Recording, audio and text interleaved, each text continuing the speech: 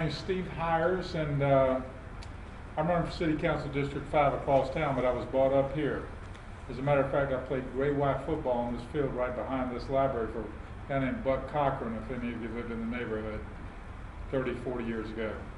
When gray white football used to be prominent and important in the neighborhood parks. And I grew up between College, Edison, Stockton, and King Street.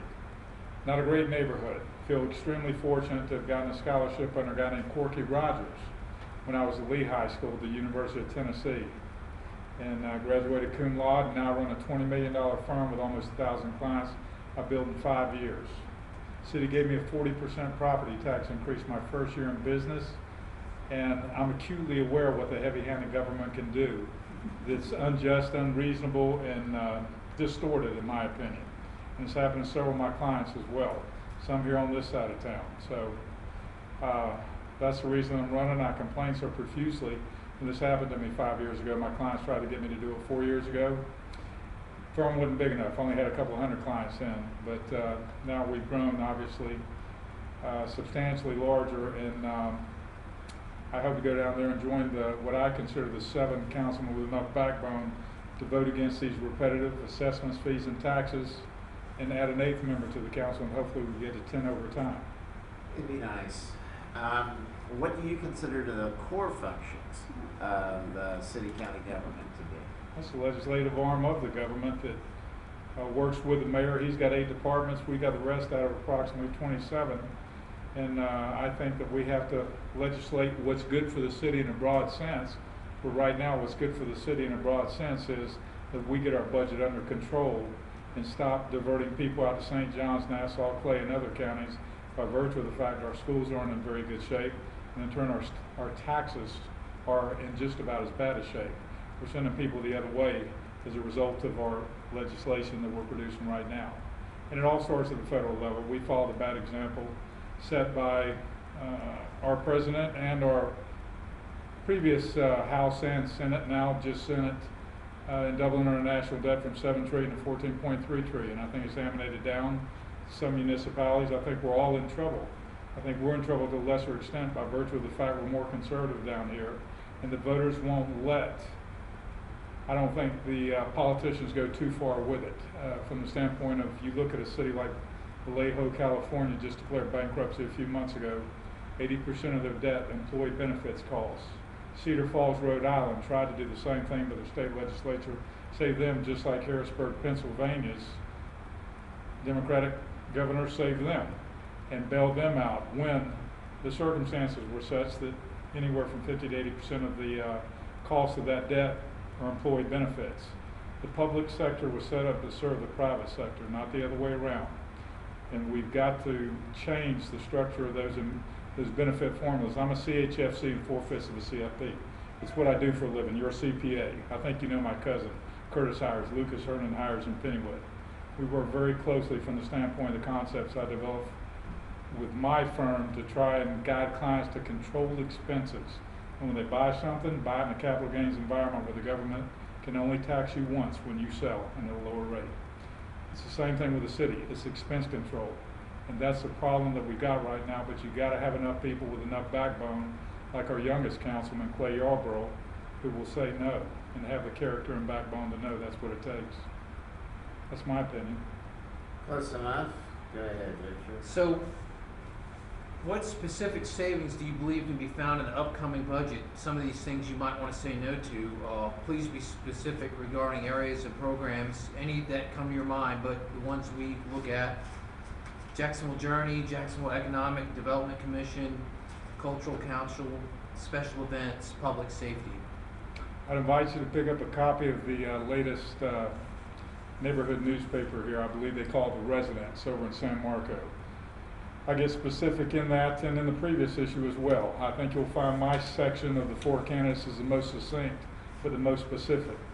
A couple of the candidates, it's very interesting, have come up with ways that they can spend and develop new ideas to spend money.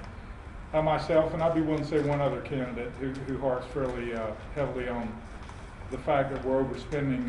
You happen to have it in your hand, that's good. You open it up there, I believe, could be page 10, could be page 8.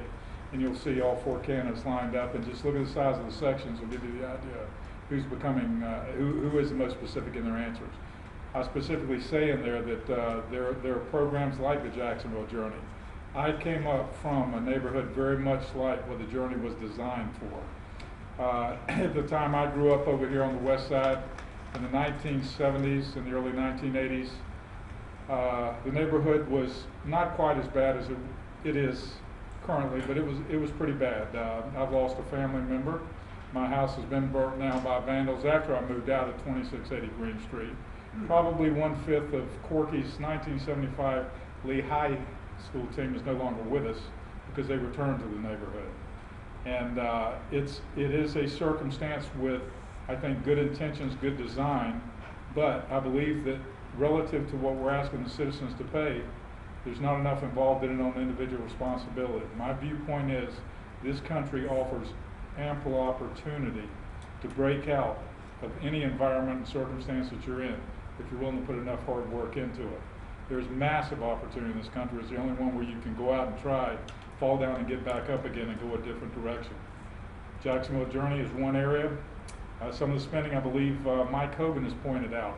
Some of these roads are roundabouts. Right now they're attractive.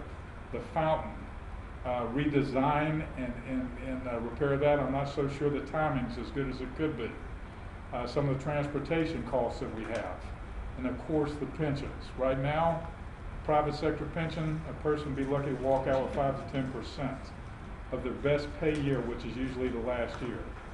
Public sector employees in a different ballgame. They'll walk out after 20 years in many cases, retired at age 55, not contributing to their benefits at all. They'll also have a circumstance to where in a recession, the public sector doesn't get cut. They got to change that structure. Our last 2 years, for instance, the only financial planner deals with industrial classifications, like industrials, technology, healthcare, different categories. The only sector to grow the last 2 years, I bet you all know what the answer is, the government sector. And in a recession, the public sector is going to have to be set up and structured to where they're going to have to take some cuts, just like we are, and it's going to have to be balanced. And there's going to be emphasis in different areas where the public sector is going to have to be cut personnel-wise, just like the private sector is. It doesn't happen, but it's going to need to change. And those formulas relative to those pensions, how they're paid out. And the assumptions on them, an 8% payout, which has been the standard format for the last several decades, set up by the public equivalent of Financial Standards Accounting Board, as you would know, John, are public paid employees making approximately $250,000 up in Washington, D.C. that are using formulations and determinations that aren't accurate. That process has got to change from the top down. Those contracts, in my opinion, are going to have to be rewritten. There went Still my in question. discussion again, so take that one or the next one, right? My next question is, what do you think about the budget the pension situation? And you just very thoroughly answered that. I'm going to steal someone else's question. And there are fees that have been put in place by the current government. And would you attempt to reduce or remove them? And how would you cover the revenue lost in removing or reducing those? Let me ask you, there's something I have to do in between now and next week when I go down to Times Union. I'd like to know how many houses in the last 2 decades have been built in this city and the associated revenue that came with them. I'd be willing to bet several thousand, because there's been a boom in Florida as a state. We've increased the revenue relative to the people that have come into the state. Now it's a reverse course. For the first time 2 years ago, Florida had a net exodus. And it's stunning because it hasn't occurred since, I think, the 1950s.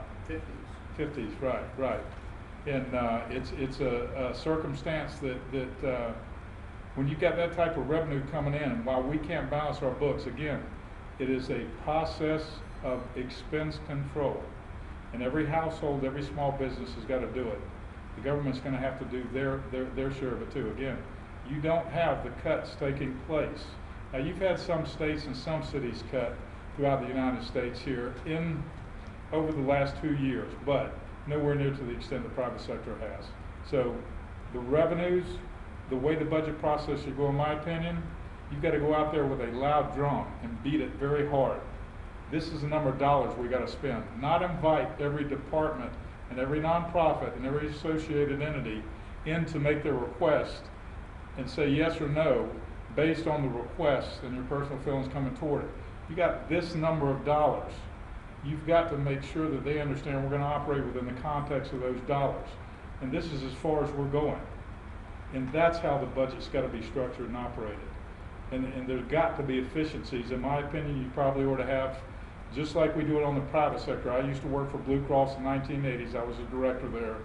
I ran a department. I also worked for Wachovia in the 1990s before opening my own firm over here on University Boulevard.